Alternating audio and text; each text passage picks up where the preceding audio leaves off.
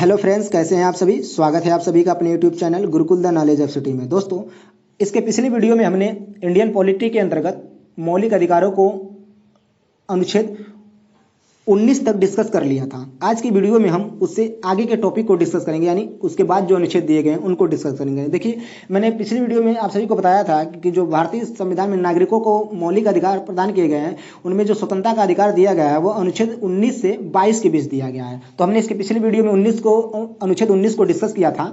अब आज की वीडियो में हम अनुच्छेद जो 20 है उसको देखेंगे। तो देखिए, जो अनुच्छेद 20 है इसमें कहा गया है, इसमें क्या प्रावधान किया गया है, तो अपराधों के लिए दोष सिद्धि के संबंध में संरक्षण दिया गया है। देखिए, यानी इसमें कहा क्या गया है कि देखिए, यदि किसी व्यक्ति के अपराध जब तक सिद्ध नहीं हो जाता, मतलब जब तक सिद्ध हो जाता है तो उसको कुछ संरक्षण दिया गया है। यानी कोई व्यक्ति अपराधी है तो उसके लिए कुछ उसको भी स्वतंत्रता दी गई है कि देखिए, कहा गया है कि किसी भी व्यक्ति को एक अपराध के लिए एक बार सजा मिलेगी। यानी कोई व्यक्ति यदि एक बार अपराध करता है तो ये नहीं उसको कई बार उसी काम के लिए कई बार उसको सजा दो, ऐसा नहीं है।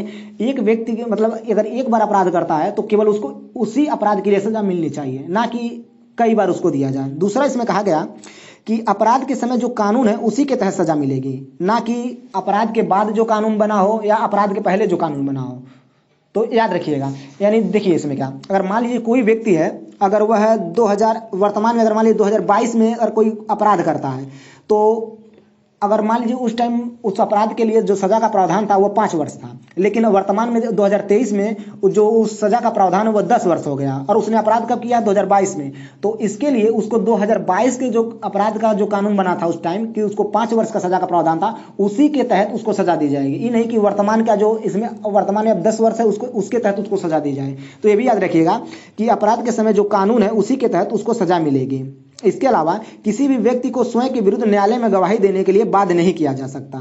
तो अपराधियों को ये सभी संरक्षण प्रदान किया गया है कि कोई भी अपराधी है उसको स्वयं के विरुद्ध यानी खुद के विरुद्ध गवाही देने के लिए न्यायालय में बाध्य नहीं किया जा सकता है। इसके अलावा आप देखेंगे तो अनुच्छेद 21 में क्या है। देखिए, अनुच्छेद 21 में प्राण एवं दैहिक स्वतंत्रता का अधिकार दिया गया है। प्राण एवं दैहिक स्वतंत्रता का मतलब क्या है, यहाँ पर जीवन का, इसको कह सकते हैं कि जीवन का अधिकार इनको कहा जाता है। देखिए, बहुत महत्वपूर्ण है, इससे परीक्षा में कई बार प्रश्न पूछा गया है।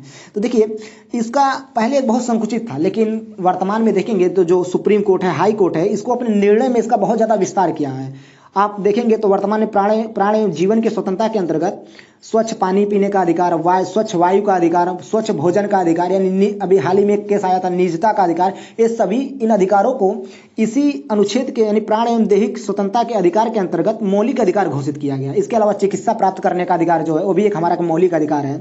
तो ये सभी जो अधिकार हैं वे प्राण एवं दैहिक स्वतंत्रता के अधिकार के अंतर्गत आते हैं। इसके अलावा देखिए, इसमें एक इंपॉर्टेंट और है कि अनुच्छेद 21A में यह कहा गया है कि जो राज्य है 6 से 14 वर्ष के आयु के बच्चों को, यानी जो सारे बच्चे हैं उनको निःशुल्क तथा अनिवार्य शिक्षा उपलब्ध कराएगा। देखिए, इसको किस संविधान संशोधन के प्रारंभ में यह संविधान में सम्मिलित नहीं था, इसको 66वें संविधान संशोधन 2002 के माध्यम से जोड़ा गया था। देखिए, 66वें संविधान संशोधन के माध्यम से एक और प्रावधान किया, जो मौलिक कर्तव्य थे उनमें भी ये प्रावधान जोड़ा गया था। जो 11वां मौलिक कर्तव्य होता है वो यही है कि जो प्रत्येक माता पिता है उनका यह जिम्मेदारी है कि अपने वह 6 से 14 वर्ष के जो आयु के बच्चे हैं उनको शिक्षा प्रदान कराएं।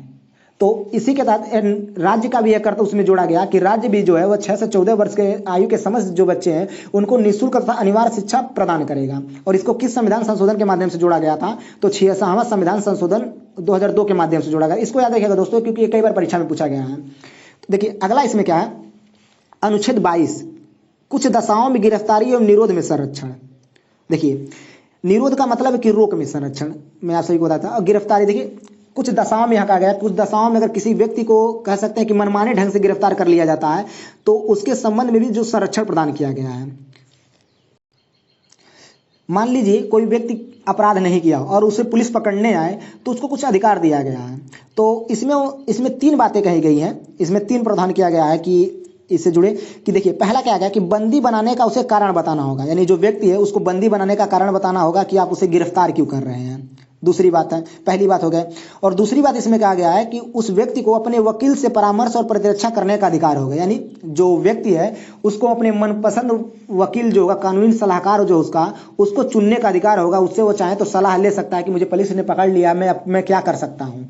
और इसमें तीसरी बातें क्या कही गई, इसमें 3 बातें टोटल कही गई। तो तीसरी बात क्या है कि 24 घंटे के अंदर निकटतम मजिस्ट्रेट के सामने पेश किया जाएगा। देखिए इसमें 24 घंटे के अंदर जो निकटतम दंडाधिकारी होगा उसके सामने पेश किया जाएगा। और यहाँ पर एक बात रखिएगा, याद रखिएगा कि आवागमन के समय को छोड़कर पेश किया जाएगा, क्योंकि ये भी कई बार क्वेश्चन पूछ दिया गया है। तो जो आने जाने का टाइम होगा उसको माइनस करके जो बाकी टाइम होगा उसे 24 घंटे के अंदर उसे न्यायालय के समक्ष पेश किया जाएगा। इसमें ये भी प्रावधान किया गया है। और देखिए यह जो नियम है यह 2 प्रकार के अपराधियों पर लागू नहीं होता। कौन कौन से? तो पहला है कि शत्रु देश के निवासियों पर लागू नहीं होगा। दूसरा है कि निवारक निरोध अधिनियम के तहत जो गिरफ्तार व्यक्ति है उसके ऊपर यह लागू नहीं होगा। ये निवारक निरोध अधिनियम होता क्या है? तो आपने देखा होगा, जैसे टाडा का नाम सुना होगा, मीसा का नाम सुना होगा, पोटो का नाम सुना होगा, तो ये सभी निवारक निरोध अधिनियम है। इन पे अगर इनके तहत अगर किसी व्यक्ति की गिरफ्तारी की जाती है तो यह नियम जो होगा, यानी जो बंदी बनाने का कारण बताना होगा, वकील से परामर्श लेने के, ये सब उसको प्राप्त नहीं होंगे। देखिए क्या क्या निवारक निरोध का मतलब हम समझ लेते हैं। यहाँ पर रोक, निरोध का मतलब मैंने भी बताया कि रोक, ठीक है। तो देखिए निवारक निरोध का मतलब यह है कि अपराध करने के पूर्व उसको अपराध करने से पहले पकड़ लेना। यानी ऐसे नहीं है कि जैसे मान लीजिए कोई व्यक्ति अपराध करने जा रहा है, उसके पहले उसको यदि गिरफ्तार कर लिया जाता है तो ये सब निवारक निरोध अधिनियम के तहत ही किया जाता है।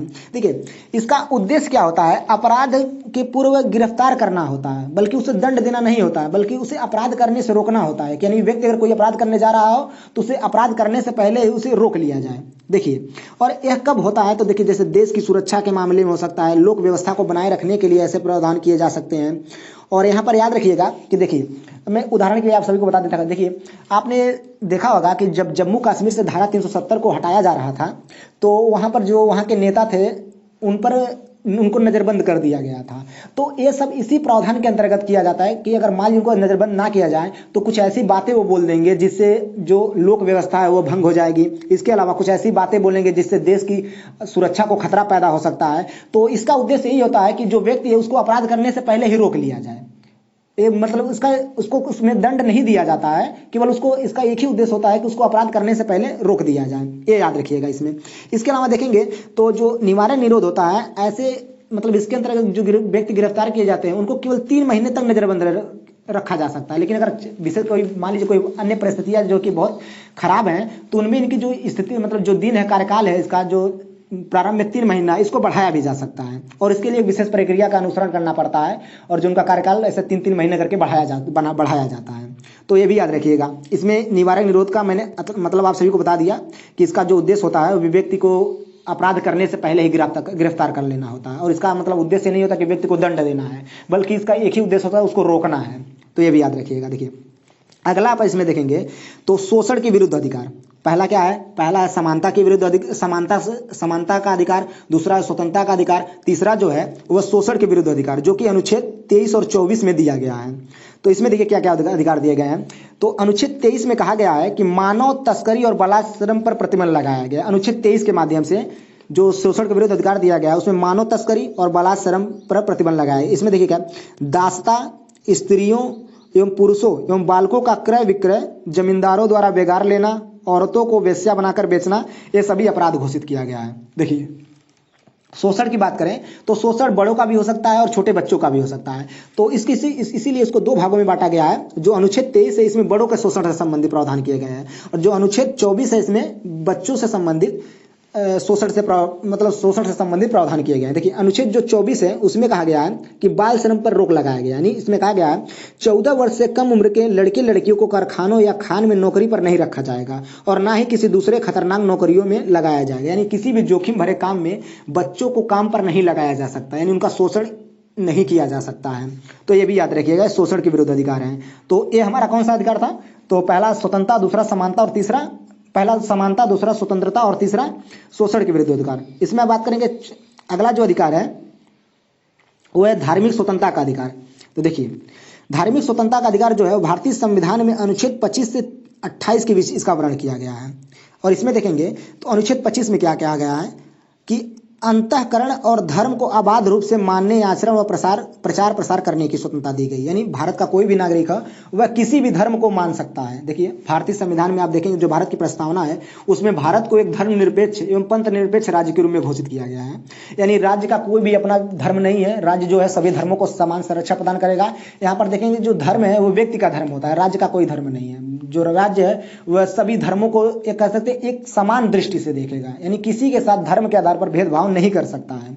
तो इसी के आधार पर जो अंतःकरण की स्वतंत्रता, यानी जो व्यक्ति है वो किसी भी धर्म को मान सकता है और इसके अलावा उसके अनुरूप आचरण कर सकता है। यानी जो पूजा पाठ है उसकी पूजा पद्धति क्या होगी उसके अनुसार वो आचरण कर सकता है। इसके अलावा वो अपने धर्म का प्रचार प्रसार भी कर सकता है, यानी उसका जाके अन्य व्यक्तियों के सामने प्रचार भी कर सकता है, जिसके माध्यम से अपने धर्म को बढ़ावा दे सकता है। तो ये सभी जो प्रावधान किए गए हैं वो भारतीय संविधान के अनुच्छेद 25 में कहा गया। यहाँ पर देखिए अंतःकरण और मानने और आचरण करने की स्वतंत्रता। देखिए आपने देखा होगा जो सिख लोग होते हैं वह सर पर पाग पहनकर चलते हैं और वो गाड़ी भी चलाते हैं तो उसको पाग पहनकर चलाया जाता है। लेकिन अगर आप देखेंगे नॉर्मल व्यक्ति जो है अगर वो पाग हेलमेट नहीं लगाता है तो उसको तुरंत उस पर चालान काट दिया जाएगा। लेकिन जो सिख लोग होते हैं वो पाग पहनकर चलाया जाता है, वो अपराध नहीं माना जाता है क्योंकि उनके धार्मिक स्वतंत्रता के अंतर्गत उन्हें यह अधिकार प्रदान किया है। इसके अलावा जो सिख होते हैं त्रिपाल लेकर चलते हैं, यानी हथियार, अगर वर्तमान में देखो तो हथियार का काम करता है, लेकिन उसको इसी अनुच्छेद के आधार पर है उसको अपराध घोषित नहीं किया गया, उनको अधिकार दिया गया कि वो अपने साथ त्रिपाल लेकर चल सकते हैं। तो ये सभी जो अधिकार हैं वे इसी अनुच्छेद के तहत नागरिकों को प्रदान किए गए हैं। अगला इसमें देखेंगे अनुच्छेद 26 क्या है। तो देखिए इसमें कहा गया है कि धार्मिक कार्यों के प्रबंधन की स्वतंत्रता दी गई है नागरिकों को, यानी जो नागरिक है वो अपने धार्मिक संबंधी कार्यों का प्रबंधन कर सकते हैं।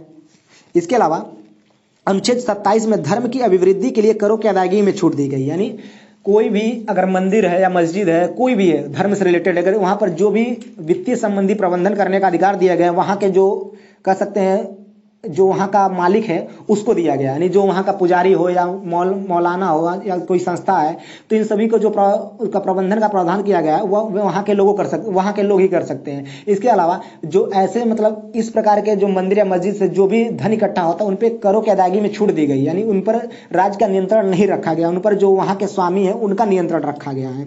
इसके अलावा देखेंगे तो अनुच्छेद 28 में सरकारी स्कूलों में शिक्षा, धार्मिक शिक्षा नहीं दी जाएगी कहा गया है। तो अनुच्छेद 28 के माध्यम से ये भी क्वेश्चन कई बार पूछा गया है कि जो राज्य है वो, क्योंकि इसमें कहा गया है कि राज्य किसी धर्म को विशेष संरक्षण प्रदान नहीं किया जाएगा, इसलिए जो सरकारी स्कूल है वो राज्य के अंतर्गत आते हैं, तो इसीलिए किसी भी जो स्कूल है उसमें धार्मिक शिक्षा का प्रावधान नहीं किया गया। यानी कोई भी जो स्कूल है वह धार्मिक शिक्षा नहीं दे सकता है।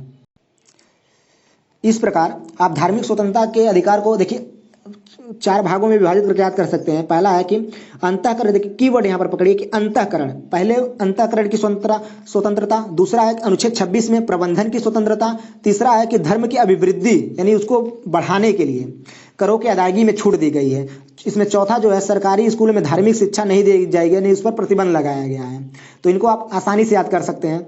अब अगला जो अधिकार दिया गया है वह संस्कृति एवं शिक्षा संबंधी अधिकार दिया गया है। इनका जो वर्णन किया गया है वह संविधान के अनुच्छेद 29 और 30 में किया गया। और यह याद रखिएगा जो संस्कृति एवं शिक्षा संबंधी अधिकार दिए गए हैं ये केवल अल्पसंख्यकों को दिए गए हैं। ये जो अधिकार हैं केवल अल्पसंख्यकों के लिए, यानी जो माइनॉरिटी है उनको यह प्रदान किया गया है। और वर्तमान में आप देखेंगे तो भारत में माइनॉरिटी कौन है, जैसे मुस्लिम है, पारसी है, ईसाई है, सिख है एवं बौद्ध एवं जैन धर्म वाले हैं, ये सभी माइनॉरिटी में आते हैं। कुछ जगहों देखें भारत के जो राज्य हैं वहाँ पर हिंदू भी जो है वो भी माइनॉरिटी में आते हैं। जैसे जो दक्षिण भारत के कुछ राज्य हैं तो वहाँ पर हिंदू को भी माइनॉरिटी में रखा गया है। तो ये सभी जो है ये जो अधिकार दिए गए इन्हीं माइनॉरिटी जो अल्पसंख्यक हैं उनको दिया गया है। देखिए इसमें अनुच्छेद 29 में क्या कहा गया है कि नागरिकों को अपनी विशेष भाषा, लिपि या संस्कृत बनाए रखने और शिक्षा प्राप्त करने का अधिकार दिया गया। यानी कोई भी जो माइनॉरिटी है, यानी जो नागरिक है, जो माइनॉरिटी वाला नागरिक है वो अपनी विशेष भाषा, लिपि, मतलब उसकी जो संस्कृति है उसको बनाए रख सकता है, यानी वो अपने बनाए रखने का प्रयास कर सकता है। तो अनुच्छेद 29 के तहत नागरिकों को ये अधिकार दिया गया है। इसके अलावा अनुच्छेद जो 30 है उसके द्वारा कहा गया है कि धर्म, भाषा पर आधारित सभी अल्पसंख्यक वर्गों को अपनी पसंद की शिक्षा संस्थाएं चलाने का अधिकार दिया गया है। देखिए मैंने अभी बताया कि ये सबके लिए नहीं है, केवल अल्पसंख्यकों के लिए है। तो यानी वो चाहें तो अपने धर्म के आधार पर, अपनी भाषा के आधार पर, यानी उनको बचाने के लिए, या कह सकते हैं कि अपनी संस्कृति के आधार पर वो अपनी अलग स्कूल खोलकर, अपने अलग कॉलेज खोलकर उससे संबंधित शिक्षा दे सकते हैं। लेकिन जब आप देखेंगे तो जो अनुच्छेद 28 वो कहता है कि किसी भी जो राज्य है, मतलब जो राज्य द्वारा संचालित स्कूल है उसके द्वारा धार्मिक शिक्षा नहीं दी जाएगी। लेकिन माइनॉरिटी जो है उनको ये अधिकार दिया गया है कि वह चाहे तो धर्म पर आधारित यानी भाषा पर आधारित या अपनी संस्कृति को बनाए रखने के लिए इन सब पर आधारित शिक्षा व्यवस्था की, मतलब शिक्षा व्यवस्था का प्रबंध कर सकते हैं। तो ये था नागरिकों के संस्कृति एवं शिक्षा संबंधित अधिकार, अनुच्छेद 29 और 30। और अब बात करते हैं जो लास्ट वाला है, संवैधानिक उपचारों का अधिकार, अनुच्छेद 32। 31 में देखिए, आप सोच रहे होंगे 31 गायब हो गया, तो मैंने शुरू में ही बताया था कि अनुच्छेद जो 31 है जो संपत्ति का अधिकार था, जो कि प्रारंभ में मौलिक अधिकार था, क्योंकि प्रारंभ में मौलिक अधिकारों की संख्या कितनी थी? 7 थी। उसको जो संपत्ति का अधिकार था अनुच्छेद 31 उसको समाप्त कर दिया गया और उसको कानूनी अधिकार बना दिया। और उसको किस अनुच्छेद में रखा गया है? तो अनुच्छेद 300A में रखा गया है। उसको समाप्त करके उसको कानूनी अधिकार बनाए जाने के बाद आप वर्तमान में देखेंगे तो जो मौलिक अधिकारों की संख्या कुल कितनी थी? 6 है। तो जो इसमें से जो छठा अधिकार है संवैधानिक उपचारों का अधिकार है, देखिए इसका प्रावधान कहाँ किया गया है? तो संविधान के अनुच्छेद 32 में किया गया है, याद रखिएगा। देखिए इसमें कहा गया है कि अनुच्छेद 32 में कहा गया है कि को संविधान का सबसे महत्वपूर्ण अनुच्छेद माना गया है। जो अनुच्छेद 32 है इसको संविधान का सबसे महत्वपूर्ण अनुच्छेद माना गया है, क्योंकि यह प्रावधान करता है कि मौलिक अधिकारों के संरक्षण का अधिकार स्वयं में एक मौलिक अधिकार है। देखिए यह सबसे बड़ी इसकी विशेषता है कि मौलिक अधिकार जो है उनका संरक्षण ही सबसे, कह सकते हो वो भी एक मौलिक अधिकार है, इसीलिए इसको मौलिक अधिकारों के अंतर्गत रखा गया है। इसके अलावा देखिए इसको भीमराव जो अंबेडकर थे, जिन्हें भारतीय संविधान का निर्माता कहा जाता है, उन्होंने इसे संविधान की आत्मा कहा है। देखिए यहाँ पर कंफ्यूज मत होइएगा।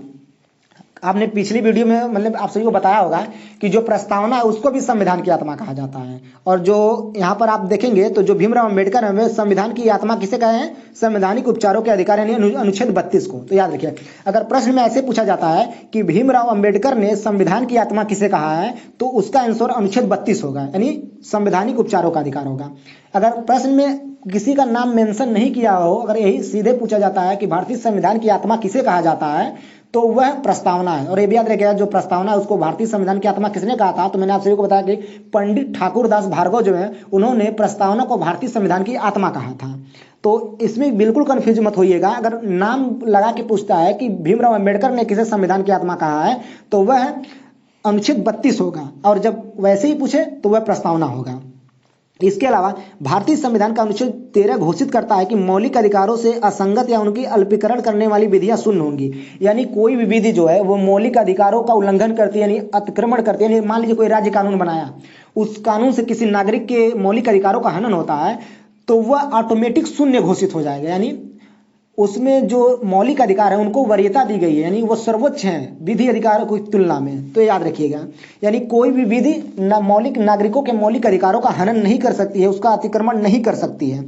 और देखिए अगर किसी नागरिक का मौलिक अधिकारों का हनन होता है तो मैंने आप सभी को बताया था कि वह चाहे तो सर्वोच्च न्यायालय की शरण ले सकता है। और किस अनुच्छेद के तहत? अनुच्छेद 32 के तहत। इसके अलावा वह उच्च न्यायालय यानी हाई कोर्ट में भी जा सकता है, अनुच्छेद 226 के तहत। यानी जो न्यायालय है उसको संविधान का रक्षक बनाया गया है, इसीलिए जो न्यायालय है उसका यह जिम्मेदारी है कि वह संविधान की रक्षा करे। अर्थात अगर किसी नागरिक के मौलिक अधिकारों का हनन होता है तो न्यायालय उचित कार्रवाई करती है। अगर ऐसी कोई विधि है जो नागरिकों के मौलिक अधिकारों का अतिक्रमण करती है तो वह उसको शून्य घोषित कर देती है। देखिए दोस्तों, अगर किसी नागरिक के मौलिक अधिकारों का हनन होता है तो अगर नागरिक यदि सुप्रीम कोर्ट या हाई कोर्ट में जाता है तो जो न्यायालय होता है वह 5 प्रकार के रिट जारी करता है, जिन्हें हम लेख कहते हैं। उनके द्वारा वह जारी करके वह जो न्यायालय होता है वह नागरिकों के अधिकारों की रक्षा करता है। तो दोस्तों आज के वीडियो में इतना ही। जो आगे का इसके टॉपिक होंगे उनको हम एक अलग वीडियो में डिस्कस कर लेंगे। यानी न्यायालय जो है वह कितने प्रकार के रिट जारी करके नागरिकों के मौलिक अधिकारों का रक्षा करता है, तो उसको हम एक अलग वीडियो में देखेंगे। तो आज का वीडियो बस यहीं पर समाप्त होता है, और मैं आप सभी को अगले वीडियो में बताऊंगा कि मौलिक अधिकारों में संशोधन कब कब किया गया, उससे संबंधित जो अन्य महत्वपूर्ण फैक्ट हैं मैं उनको डिस्कस करूंगा। तो यदि वीडियो आप सभी को पसंद आता है तो वीडियो को लाइक कीजिएगा और अपने दोस्तों के साथ शेयर कीजिएगा। साथ ही साथ हमें कमेंट करके जरूर यह बताइएगा कि वीडियो आप सभी को कैसा लगा। तो आज की वीडियो में बस इतना ही, मिलते हैं अगले वीडियो में, तब तक के लिए धन्यवाद। जय हिंद दोस्तों।